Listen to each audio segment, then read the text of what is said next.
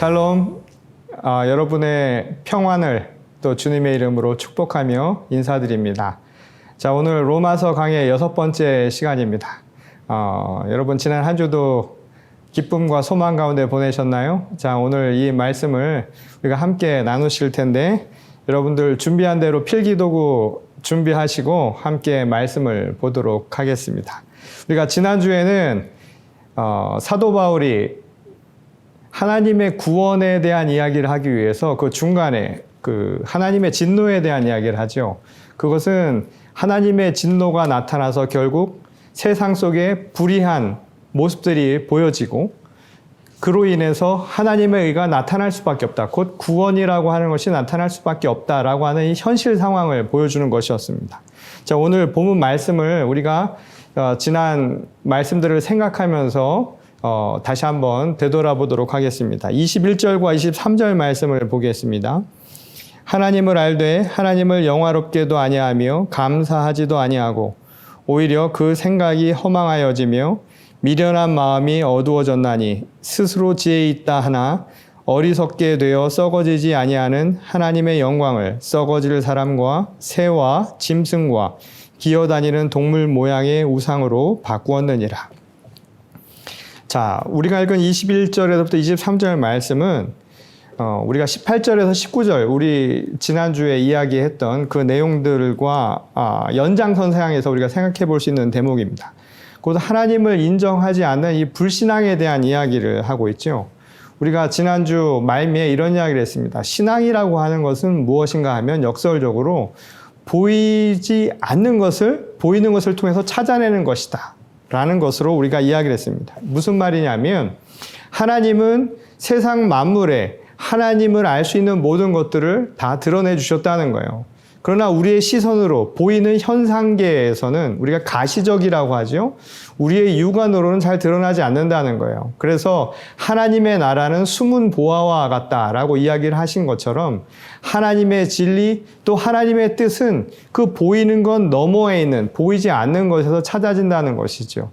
그래서 신앙은 우리의 시선이 바뀌는 거예요. 그래서 보이지 않는 것을 발견해낼 수 있는 힘이 거기서 나온다라는 겁니다. 자, 오늘 본문 말씀의 그 21절도 그래서 이렇게 시작을 하죠. 하나님을 알되. 이 말은 19절에 나왔던 하나님을 알만한 것, 그러니까 하나님을 알만한 것을 이미 하나님께서 다 드러내 주신 거라는 거예요. 그래서 사람이 알 수밖에 없다라는 것이죠. 또 다른 의미로는 20절에서 이런 이야기가 나오죠. 하나님은 사람들이 만물을 통해서 깨달을 수 있도록 다 해주셨다라는 거예요. 곧 19절, 20절의 말씀을 통해서 이미 하나님이 알 수밖에 없도록 하나님은 이미 우리 가운데 다 드러내 주셨다라는 겁니다. 자, 20절 말씀을 잠깐 한번 돌아볼까요? 창세로부터 그의 보이지 아니하는 것들, 곧 그의 영원하신 능력과 신성이 그가 만드신 만물에 분명히 보여 알려졌나니 그러므로 그들이 핑계하지 못할지니라. 이 세상 만물에 이미 하나님의 뜻 하나하나가 하나님의 섭리가 다 드러나 있다라는 것이죠. 시편에 보면 이런 말씀이 나와요. 시편 19편 1절에 보면 하늘은 하나님의 영광을 드러내고 창공은 그의 솜씨를 알려준다. 이 하나님의 창조라고 하는 것들이 우리가 살아가는 피조 세계에 모든 사물 하나하나에 또는 현상 하나하나에서 다 드러난다는 거예요. 그러니 신앙은 그 보이지 않지만 그 보여지는 것 안에 숨겨진 하나님의 뜻을 발견해내는 것이라는 뜻이죠. 그런 의미에서 하나님을 다 알 수 있다라는 거예요. 그런데 이를 알면서도 스스로를 억누르고 부인하려는 것, 그것이 바로 죄에 빠진 사람들의 모습이라고 사도 바울은 이야기를 하는 것이죠. 그리고 그것이 바로 하나님의 진노가 나타날 수밖에 없는 원인이 되었다는 거예요. 그리고 그것은 결국 하나님에 대해서 모독하는 신성 모독과 같은 불경건한 불의한 죄로 나타난다는 것이 바울의 이야기였죠. 21절에 그래서 이런 이야기를 한 것이죠. 스스로 지혜 있다 하는 우둔함과 그 미련함이 이 하나님께 영광을 돌리지도 않고 또 하나님 앞에 감사를 드리지도 않게 만들었다는 거예요.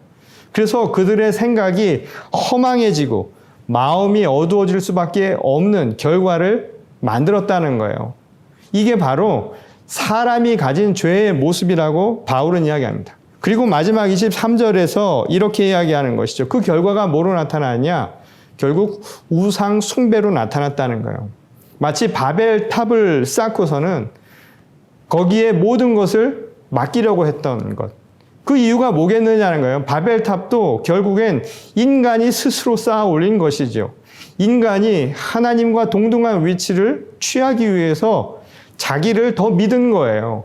이게 결국 신성 모독이고 불경건 죄에 해당되는 것이죠. 그게 인간을 불의하게 만든다라는 거예요. 그래서 하다못해 결국 사람들은 피조물을 가지고 마치 하나님의 형상인 양 거기를 숭배하고 하나님보다 더 숭상하는 결과를 가져온다는 것이죠. 곧 우상 숭배가 나타난다는 거예요. 지금 여러분 표 보이시죠? 이 사도 바울은 이 두 가지로 이야기를 한 겁니다. 하나는 뭐냐면 하나님의 영원하신 능력과 신성, 그리고 사람의 지혜, 이 둘을 구별해서 이야기한 거예요. 그래서 하나님의 능력과 신성은 곧 썩어지지 아니하는 것, 그래서 하나님의 영광이 드러나는 것인데 반해서 사람의 지혜는 언젠가 썩어 없어질 것이라는 이야기예요. 그것은 우상이 될 수 있다는 것이죠. 그래서 하나님의 능력과 신성은 영화롭게 해야 할 우리의 감사의 대상이 되어야 하는 반면에 사람의 지혜는 결국 인간을 허망하고 미련하게 만드는 그런 마음의 원인이 될 뿐이라는 거예요. 자, 이 이야기를 이해하기 위해서 아주 중요한 이 핵심되는 이 키워드를 우리가 한번 생각을 해볼 필요가 있습니다. 우리가 지난주에 양심이라고 하는 것에 대한 이야기를 했는데요. 이 양심이라는 말이 슈네이도, 영어로는 conscience라고 이야기했잖아요. 마음 안에 둘이 함께 존재한다는 거예요. 내 안에는 나라고 하는 내 자아와 그리고 나를 보시는 성령 하나님이 함께 공존하는 것을 마음이라고 봤어요. 그게 양심이라는 거예요. 그게 성경에서 아주 중요한 키워드죠. 이 상황만 이해하면 성경을 이해하기가 아주 쉽습니다. 자, 하나님을 믿는다라는 것. 그래서 하나님을 내 삶의 주인으로 모신다라는 것은 결국 뭐냐면 나는 죽고요. 양심, 그 마음 안에서 나는 죽고 자기를 부인하고 하나님이 주인으로 전면에 등장하는 거예요. 지금 사도 바울이 이야기하는 사람의 지혜를 우상화한다는 것은 결국 뭐냐면 내 마음의 주인이 되어야 할 하나님이 아니라 내가 더 주인이 된 상태를 말하는 것이죠. 그것을 성경에서는 교만함이라고 얘기합니다. 곧 교만함이 인간의 죄의 가장 큰 부분 중에 하나라는 거예요. 그것은 하나님을 가리우고 또 감사하는 마음도 없애게 만든다는 거예요. 그리고 그 결과는 우리를 허망하게 만들고 그리고 그것은 우리를 죽음의 길로 이끌 수밖에 없다라고 사도 바울은 이야기한 것이죠. 이것을 생각한다면 지금 아주 단순한 도식이긴 하지만 지금 사도 바울이 이야기하는 말의 핵심, 그 의미를 파악할 수 있을 겁니다. 자, 우리가 24절과 25절을 계속 읽어보겠습니다. 그러므로 하나님께서 그들을 마음의 정욕대로 더러움에 내버려 두사 그들의 몸을 서로 욕되게 하게 하셨으니 이는 그들이 하나님의 진리를 거짓 것으로 바꾸어 피조물을 조물주보다 더 경배하고 섬김이라. 주는 곧 영원히 찬송할 이시로다. 아멘. 자, 지금 이야기하는 부분이 뭐냐면 결국 결과로 어떻게 나타나느냐라는 걸 이야기하는 거예요. 곧 사람의 지혜를 더 우선시할 때, 곧 하나님이 내 삶의 주인이 아니라 내 자아가, 곧 썩어버리기 쉬운 내 욕정의 자아가 모든 것의 주인이 될 때 나타난 결과를 이야기하는 거예요. 이것을 한마디로 우상 숭배라고 할 수 있다는 거예요. 그 우상 숭배는 어떤 것이냐면 하나님의 진리가 아닌 인간의 정욕대로 사는 삶이라는 겁니다. 우리의 감각, 우리가 느껴지는 그대로 살아가려고 하는 것, 이게 우상 숭배라는 거예요. 뭐 우상 숭배라고 하는 게 뭐 특정한 모양을 떠가지고 만든 것을 섬기는 것만이 우상 숭배가 아니라 가장 중요한 것은 뭐냐면 하나님이 아니라 나를 더 주인으로 생각하는 겁니다.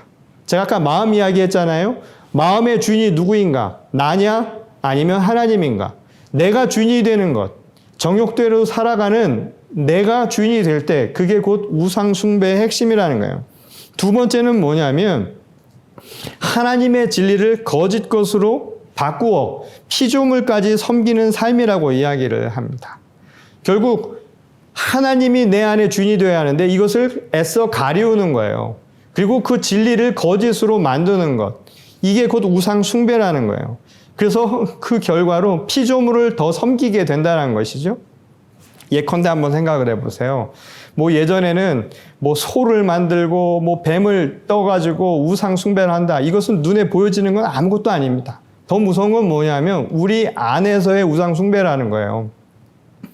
오늘날 여전히 우리를 지배하고 있는 가장 큰 우상은 뭘까요? 예전에 이야기한 것처럼 만몬이라고 하는 게 여전히 중요한 우리의 우상이죠. 가장 무서운 우상 중에 하나입니다. 돈이라고 하는 것을 삶의 최종 목적으로 삼고 살아가는 사람들, 이것도 우상 숭배라는 거예요. 명예라고 하는 것이 자기 삶의 가장 궁극적인 목적이라고 생각하면 그게 곧 우상 숭배나 다름없다는 거예요. 피조물, 그리고 아무것도 아닌 것들을 삶의 가장 궁극적인 순간에 올려놓는 것, 내 마음의 가장 중심으로 잡는 순간에 우상 숭배는 시작하고 있다는 것이죠. 그래서 예수께서 이런 말씀을 하신 바가 있어요. 요한복음 9장 39절에 보면 이런 말씀이 나옵니다. 예수께서 이르시되 내가 심판하러 이 세상에 왔으니 보지 못하는 자들은 보게 하고 보는 자들은 맹인이 되게 하려 함이라 하시니. 이 말은 뭐냐면 우상에 빠져 있는 거예요. 그러니까 우리 눈에 보이는 대로만 살려고 하는 것들은 차라리 눈이 머는 게 낫다는 거예요. 그러니 하나님께서 예수 그리스도를 이 땅에 보내신 이유가 뭐냐면 우상 숭배에 빠진 우리들의 시선을 바꾸는 거예요. 완전히 바뀌는 것이죠. 우리가 믿음으로 살 수 있다는 게 바로 그래서 나오는 거라는 이야기예요. 우리의 시선이 바뀌어서 죄에 물든 세상의 것으로 살아가는 것이 아니라 이제 예수 그리스도를 통해서 가르쳐 주신 하나님의 진리를 내 삶의 중심으로 삼고 살아가는 일이 벌어진다는 거예요. 그렇게 변화되어야 한다는 겁니다. 그렇게 하기 위해서 차라리 맹인이 되라는 거예요. 그 맹인은 뭘까요? 내가 우상 숭배를 하면서 그게 진리라고 알고 있었던 것, 잘못된 것이라면 차라리 맹인이 되는 게 낫다는 거예요. 그리고 새로운 눈을 뜨라는 것이죠. 자, 26절과 28절을 계속해서 읽어보겠습니다.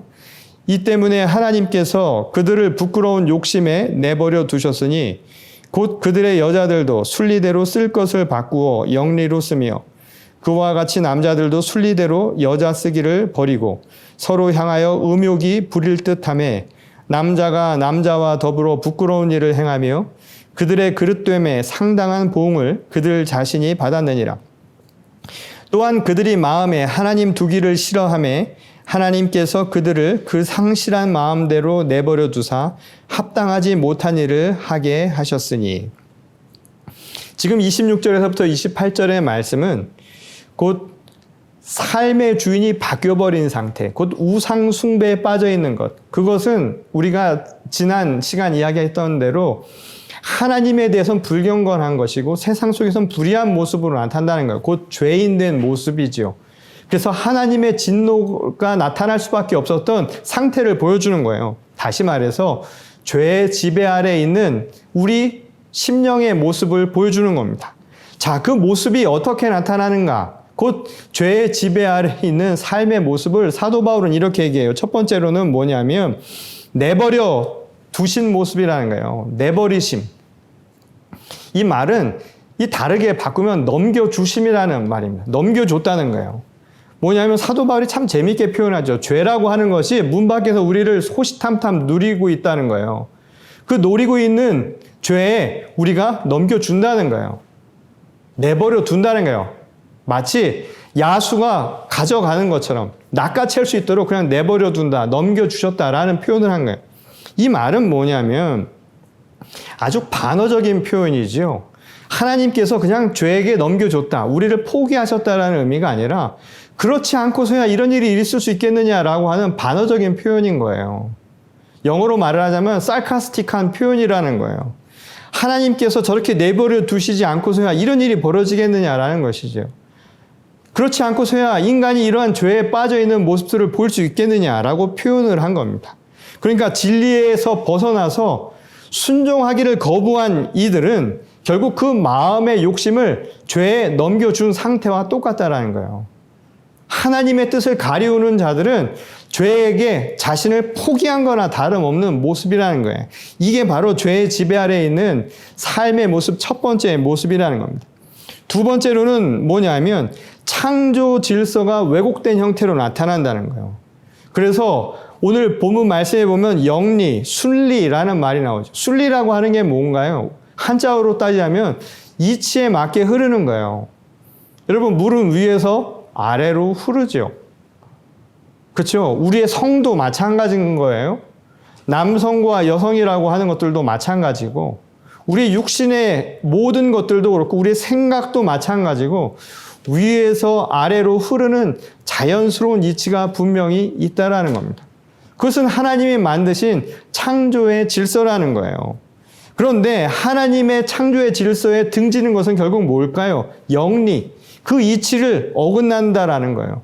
그러니 순리라고 하는 것은 결국 하나님의 질서, 하나님의 뜻, 하나님의 길을 따르는 것이죠. 순종하는 모습이라는 거예요. 그러니 결국 죄라고 하는 것은 뭘까요? 영리한다는 것은 하나님의 말씀을 거스르는 것이죠. 하나님의 말씀이라고 하는 것에서 벗어나는 행위라는 거예요. 실제로 죄라고 하는 것의 헬라어 말이 하마르티아라는 단어인데, 그 말은 관역에서 벗어난다라는 의미를 갖기도 하는 말이에요. 그 말은 뭐냐면 하나님의 뜻, 하나님의 진리, 하나님의 말씀의 원칙이라고 하는 것에서 벗어나는 것, 그 순리에서 벗어나는 것이 곧 죄라는 것이죠. 생명의 질서를 무너뜨리고 우리 인간이 우리 스스로 만들어낸 욕망의 노예가 되어버리는 순간 우리는 죄인이 된다는 겁니다. 결국 모순된 상태를 살아간다는 거예요. 그것은 피조물 간의 관계도 마찬가지죠. 인간이 무분별하게 세상을 파괴시켜 나가는 현실도 그것은 죄된 모습이라고 할 수 있다는 거예요. 오늘날 생태계에 대한 이야기가 많이 나오잖아요. 그래서 지금 팬데믹 시즌으로 나타난 것도 인간이 자신의 경계를 넘어서는 순간, 인간이 욕정에 의해서, 정욕에 의해서 자신이 하나님으로부터 받은 것을 넘어서려는 그 순간, 그 죄의 결과는 우리에게 엄청난 피해를 가져올 수도 있다는 것을 가르쳐주고 있다는 겁니다. 그런 의미에서 우리가 오늘 이 시대도 잘 생각을 해봐야 돼요. 자, 세 번째는 그런 의미에서 그릇됨에 대한 상당한 봉으로 나타난다는 거예요. 그것을 받는다는 거예요. 오늘 본 말씀 27절에 나오죠. 그 말은 뭐냐면 결국 순리를 따르지 않으면 그의 봉을 받기 마련이라는 거예요. 우리가 자연이라고 하는 것도 해치면 그 결과는 당연히 폐해로 나타나게 된다는 겁니다. 사람 간의 관계도 지켜야 할 걸 지키지 않으면 당연히 그 폐해가 나타나기 마련이고요. 인간과 인간관계뿐만 아니라 하나님과 우리가의 관계에서도 반드시 나타나기 마련이라는 거예요. 이치를 거스리면 결국 그것의 결과는 뭐냐면 사망을 낳기 마련이라는 거예요. 그래서 죄의 삭은 사망이라고 하는 것은 결국 뭐냐면 생명의 질서를 따르지 않을 때 우리는 죽음의 결과 또는 죽임이라고 하는 것으로 갈 수밖에 없다라는 것이죠. 이것이 바로 죄의 지배 아래 살아가는 사람들의 모습이라는 거예요. 그러면 이러한 죄가 어떻게 해서 나타나느냐? 그 씨앗이 무엇인가? 28절에서 아주 단적으로 이렇게 이야기하죠. 마음에 하나님 두기를 싫어한 결과라는 거예요. 자, 우리가 아까 전에 제가 말씀했던 도식이 있죠. 자, 하트를 한번 생각해 보세요. 우리 마음이라고. 그 마음이 어디 있는지 모르겠지만 하트를 생각해 보세요.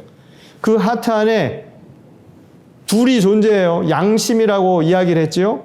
그것은 뭐냐면 나라고 하는 자기 자신 안에는 내가 있을 거고요. 자아가 있을 거고, 다른 하나는 곧 하나님입니다. 성령 하나님이. 자아는 썩기 쉽지만 영원한 하나님이 우리 안에 계신다라는 거예요. 왜 우리가 죄에 빠지느냐? 그 씨앗은 단순하다는 거예요. 내가 하나님인 것처럼 될 때, 이게 우상 숭배죠. 그리고 하나님의 진리를 내가 가리우거나 애써 외면할 때 발생한다는 거예요. 지금 사도 바울이 28절에서 이야기한 하나님 두기를 싫어한다. 곧 내 마음 안에 하나님을 두기를 싫어할 때 문제가 발생한다는 것이죠. 예수님은 반대로 얘기하시죠. 내가 살려면 어떻게 해야 되느냐? 나를 따르려거든 예수의 길, 곧 하나님의 생명의 진리의 길을 따라가는 것은 다른 것이 아니라 나를 부인하는 거예요. 그러면 양심 안에 내가 부인되면 누가만 남을까요? 곧 하나님이 남는 것이죠. 하나님이 주인이 되는 거예요. 이게 성령 충만하다는 거예요. 다른 게 아니라 하나님이 내 안에 주인이 되실 때 곧 우리는 살 수 있다는 겁니다. 죄의 씨앗은 그 반대로 내가 욕망의 주체가 되어서 내 마음 안에 내가 주인이 될 때, 하나님을 포기할 때 모든 죄의 씨앗은 자라난다는 것이죠. 자, 이 말씀을 통해서도 우리에게 참 중요한 메시지가 있죠. 여러분, 사람에게 하나님께서 어쩌면 자유를 주셨는지 몰라요. 이 마음 안에 내가 있는 자유죠.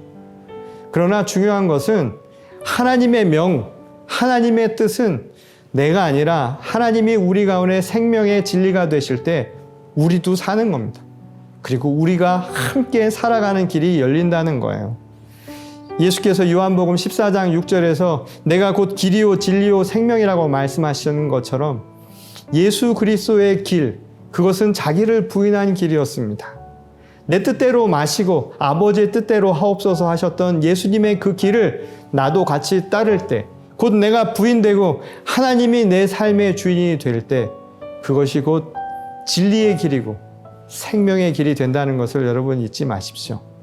그래서 오늘 죄의 지배 아래 살아가는 우둔하고 미련한 삶이 아니라 하나님을 내 삶의 주인으로 삼아서 생명이 있는 삶, 그래서 영원한 진리와 또한 영원한 빛 가운데 머무는 저와 여러분 모두가 될 수 있기를 주님의 이름으로 간절히 축원합니다. 우리 다 같이 기도하시겠습니다. 하나님, 저희의 미련한 것들을 저희가 깨닫지 못하고 마치 내 삶의 주인이 된 것 마냥 살았던 저희를 용서하여 주옵소서. 하나님께서 주신 그 진리의 말씀, 생명의 길을 우리 마음 가운데 온전히 열어서 오직 주님이 내 안에 주인이 되심을 고백하고 결단하며 실천하며 살아갈 수 있는 저희 모두가 되게 하여 주시옵소서. 모든 것 위에 함께 하시는 우리 주 예수 그리스도의 이름으로 간절히 기도드렸습니다. 아멘. 자, 이번 한 주도 죄 안에 살아가는 것이 아니라 주님을 내 마음의 주인으로 삼아서 승리하는 성령 충만한 삶을 사시는 저와 여러분 모두가 될 수 있기를 주님의 이름으로 축원합니다. 우리 다음 주에 함께 또 나눔의 시간을 갖도록 하겠습니다. 이번 한 주도 승리하시기 바랍니다.